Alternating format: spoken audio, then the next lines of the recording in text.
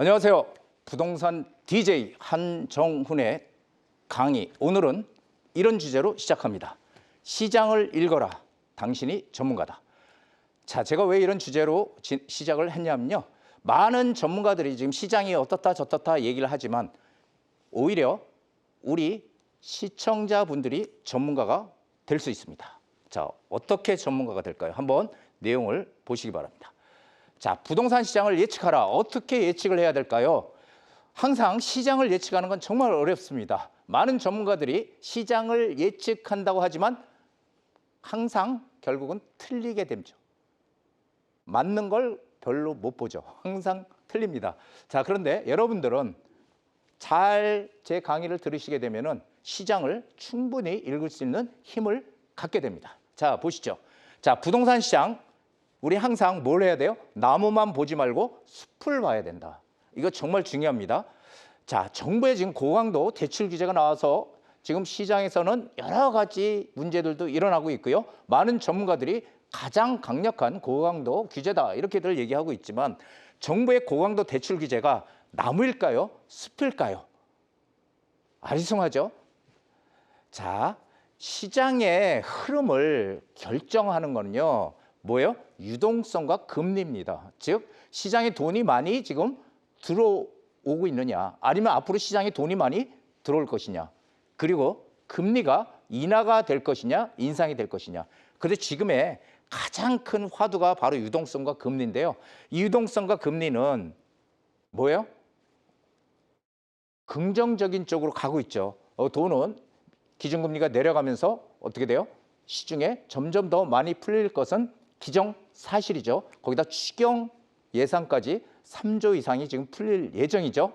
자, 그래서 유동성은 커질 거로 보여지고요. 금리도 방향성은 계속 인하로 지금 잡혀 있지 않습니까? 그래서 이 시장의 흐름을 결정하는 유동성과 금리인데 이런 고강도 대출 규제라든지 정부의 이 대출 규제는요.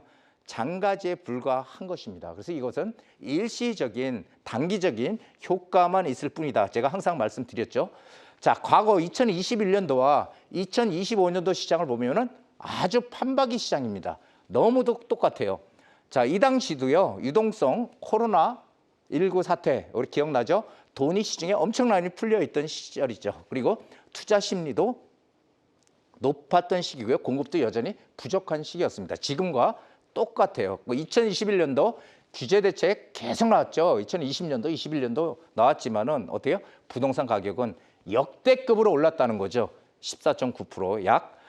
자, 유동성, 투자 심리, 공급 세 박자, 3박자가 일치된 결과로 올랐다는 겁니다. 자, 현재 부동산 시장과 너무도 같은 양상 보이고 있는 거 아닙니까? 자, 그렇다면 우리는 과거의 어떤 그런 사례를 바탕으로 해서 앞으로 미래를 우리가 예측할 수 있는 힘을 키우는 겁니다. 부동산 역사는 계속 반복되지 않지만 부동산의 흐름은 항상 반복되더라.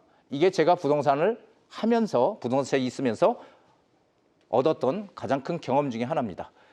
야, 현 정부와 문 정부의 차이점 뭐예요? 문재인 정부에서는 살 때, 보유할 때, 팔 때 모두 중과 적용을 했죠. 그래서 한마디로 사지 마, 사지 말고 사게 되면은 세금으로 다 때릴 거야. 한 채만 가지고 있어. 집은 리브, 사는 거지 바이가 아니다. 바이, 사는 게 아니다. 이렇게 얘기를 했잖아요. 그런데 이 모든 규제 대책이 다 쏟아 나왔던 시절이었습니다. 자, 현 정부의 그 대책들 다 없어졌나요? 아니죠. 그 대책들이 지금 그대로 살아 있습니다. 그대로 살아 있어요. 그런데 지금 새 정부가 들어오면서 대출 규제가 나왔죠. 대출 규제는 제가 항상 뭐라고 얘기했어요? 부동산 규제가 처음에 시작될 때 대출 규제부터 시작이 된다. 이런 얘기 많이 드렸고요. 그래서 규제 대책 이제 본격 시동을 걸 것이다. 사실은 크게 차이점 없다. 예, 그렇게 저는 보고 있습니다.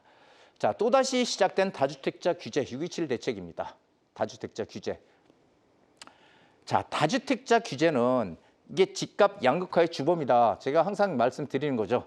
예, 다주택자를 규제하게 되면은 사실은 다주택자의 순기능이 있잖아요. 그러니까 정부에서 임대주택을 짓는 건 한계가 존재하니 민간에서 개인이 집을 여러 채 가지고 그 한 채는 자기가 살겠죠.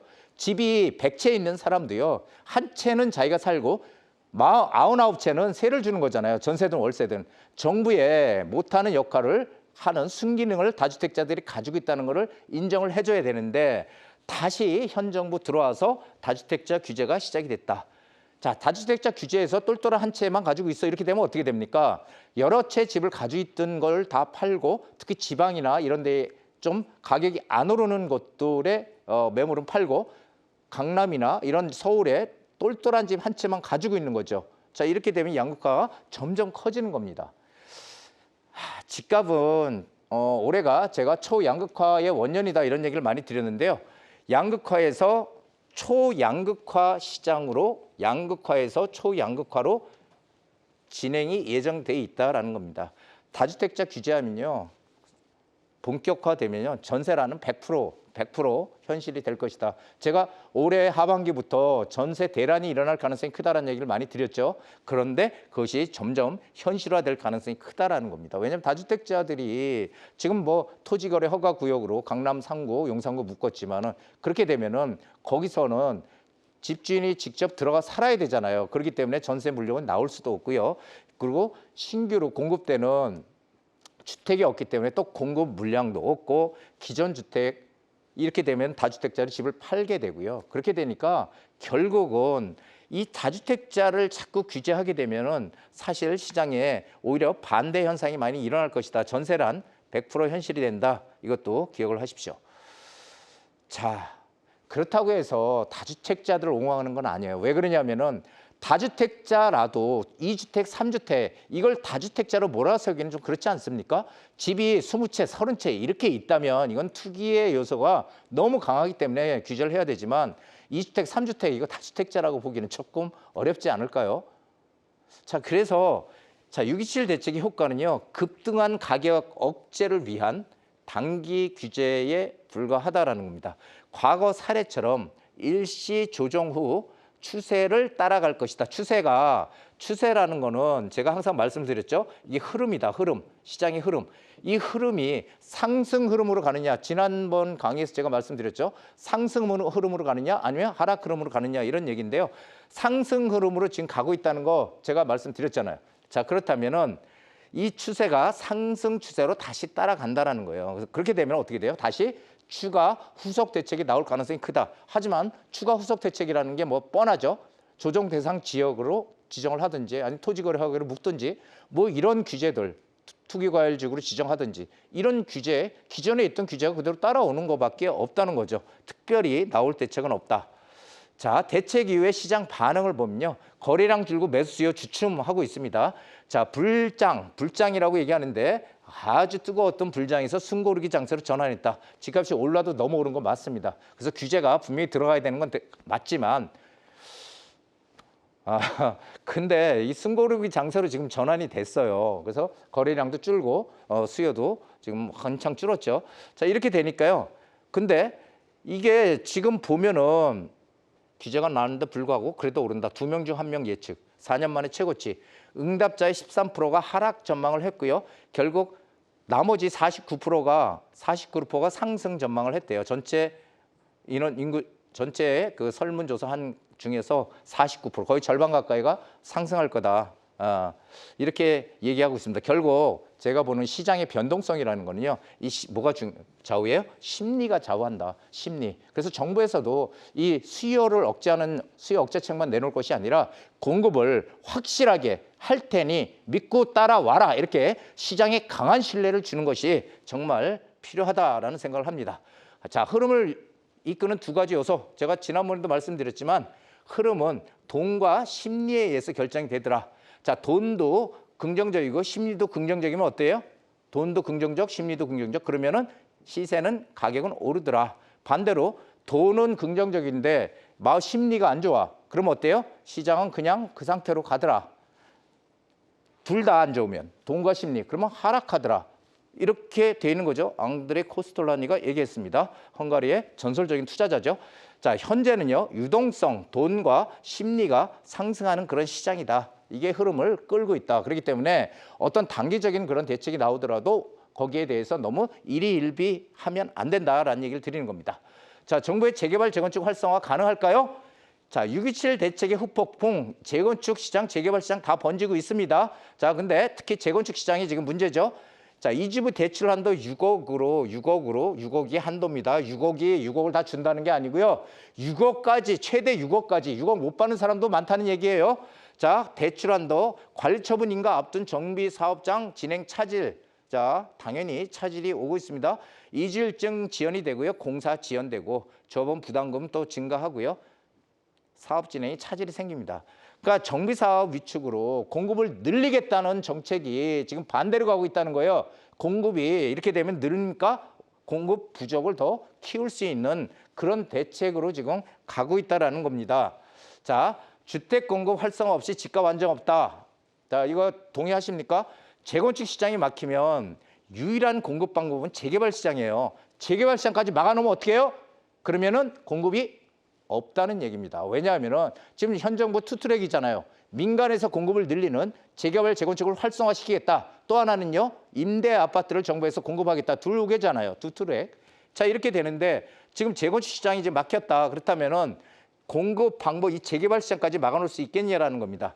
자, 이렇게 되는데 제가 지난번에도 말씀드렸지만 재개발 빌라, 이 빌라 시장이 지금 공급 물량이 거의 없다. 그래서 빌라 희소 가치가 지금 점점 커지고 있다 이런 얘기를 드렸는데 지금은 점점 더 커지는 시장으로 지금 바뀌고 있다. 이런 얘기입니다. 자, 우리는 어떻게 해야 될까요? 유명한 지역, 너무도 다 아는 강남 3구, 용산구, 마포구 이런 지역들, 너무도 유명한 지역들, 이런 지역들을 우리가 투자하려면 돈이 너무 많이 들어가. 현금이 너무 많이 있어야 되지만 앞으로 미래에 유명해질 지역을 우리는 선점해서 들어가는 게 재개발 투자입니다.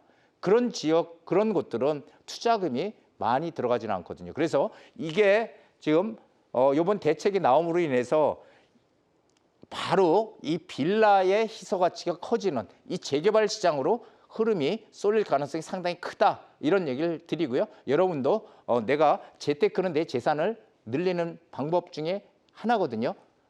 재테크로 재산 늘리는 방법 여러 가지 있잖아요. 주식 투자, 채권 투자, 그렇죠? 코인, 여러 가지 있죠. 그중에 부동산도 하나일 뿐입니다. 재테크의 방법이요. 자, 그래서 주택 공급 활성화 없이는 집값 안정 어렵다. 자, 그럼 공급이 안 된다는 얘기예요. 자, 세미나 공지합니다. 희소가치 더욱 커지는 재개발 시장을 노려라.